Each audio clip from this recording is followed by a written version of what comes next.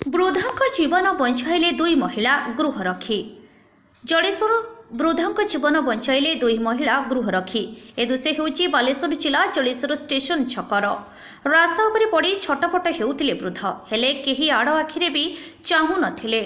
वृद्धांक हठात गोड़ हाथ मोड़ी हो जाइथिला, अन्यपटे पाटिरु फेण बाहरुथिला। अवस्था पूरा संगीन। ए दृश्य सेठारे ड्यूटी रे थिबा महिला गृहरक्षी तेजस्विनी चेना को आखिरे पड़िथिला। मेडिकल नेबा पई उपस्थित लोकंकु जेते कहिले भी केही साहाय्य तो दूरर कथा टिके भी चाहिले नाही। बाध्य होई ड्यूटी रे थिबा अन्य जणे महिला गृहरक्षी प्रतिभा दासंकु डाकी एक ऑटो साहाय्य जलेश्वर हॉस्पिटल रे भर्ती करथिले। एभली कार्य पई दुई महिला गृहरक्षी को स्थानीय अंचल रे बेस प्रशंसा करिसेंती। तेबे ठीक समय चिकित्सित होई वृद्धंक जीवन बंची जाइछि। आमे आज स्टेशन छकरे ड्यूटी रे थिले।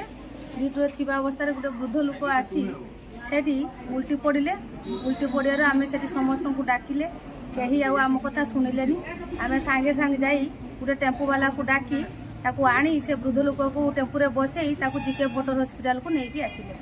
डॉक्टर को देखिले माने मु ताको पुआनी से बाबा घर आइले सेठी स्टेशन बजार कोन पड़ीले मोथा मोथा बिने घुरी छी तो दिटा कष्ट हो आप दीदी नेकी आछन हैं ताको धन्यवाद दउछी। पुलिस आमे ड्यूटी रे थिले।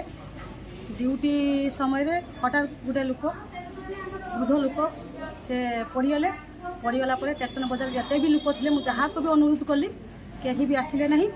तापरे आमे दुई सांग ताकू ऑटो रे हॉस्पिटल लेके आसिलु जीके भोटर हॉस्पिटल। कोन हेतले से लोक आमे जानिम ताकर कोन हेतला उल्टी की पड़ी की परिश्रम का कर देथिले। तापरे फेण फेण सब काढी पड़थिले। एई होछ कथा। जलेश्वर मनोज कुमार भयंकर रिपोर्ट अपराह्न लाइव।